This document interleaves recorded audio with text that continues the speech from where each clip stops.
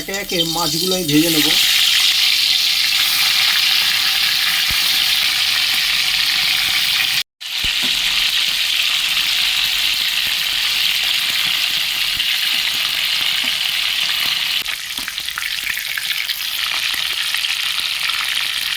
এখানে আমি মশলায় নিয়েছি গোটা জিরে, তেজপাতা, একটু শুকনো লঙ্কা।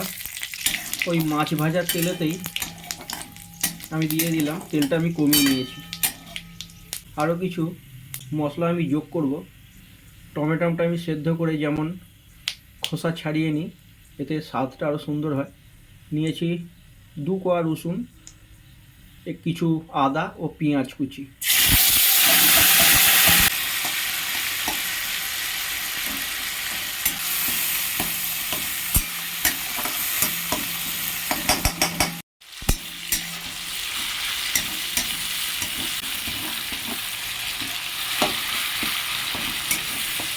দিয়ে দেবো কিছু পরিমাণ জল।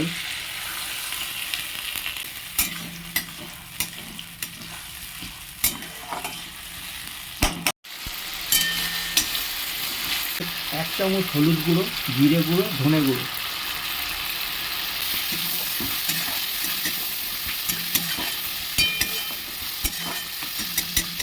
দিয়ে দেবো কিছুটা কাশ্মীরি লঙ্কার গুঁড়ো।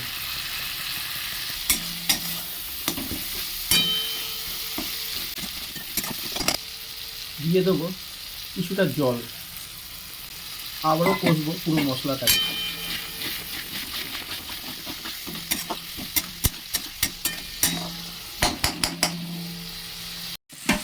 দিয়ে দেবো কেটে রাখা আলু, কুমড়ো ও কাঁচকলা।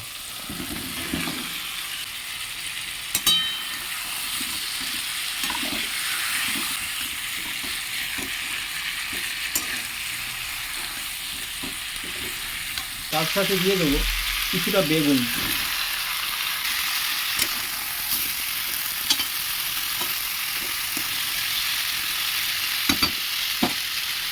কিছু পরিমাণ জল দিয়ে দেবো।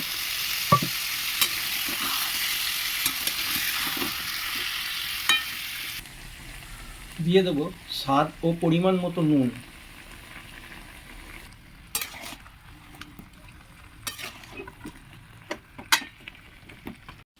আর দিয়ে দেবো কিছুটা ডাঁটা।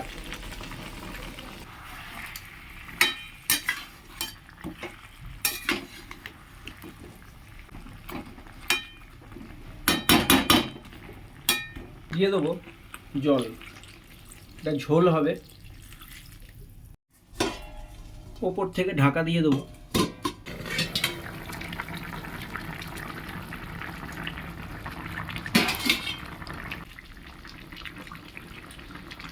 আলু এখনো সেদ্ধ হবে। দিয়ে দেবো কিছু কাঁচা লঙ্কা। এইবারে মাছগুলো একে একে ছেড়ে দেবো।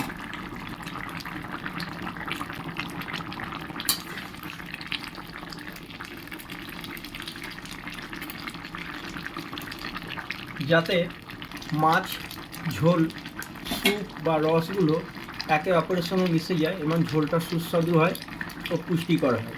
যদি আমার এই রেসিপিটা ভালো লাগে বা আমার এই পদটা ভালো লাগে, লাইক, শেয়ার ও কমেন্ট করবেন। যদি কোনো ভুল ত্রুটি থাকে তাহলেও জানাবেন কমেন্ট করে। আর আমার চ্যানেলটাকে সাবস্ক্রাইব করবেন। আমার সকল দর্শক বন্ধুদের জানাই অসংখ্য ধন্যবাদ। ঝোলের সঙ্গে মাছ কিছুক্ষণ ফুটে যাক। ও আমি গ্যাসের আগুনটা কম করে দেব।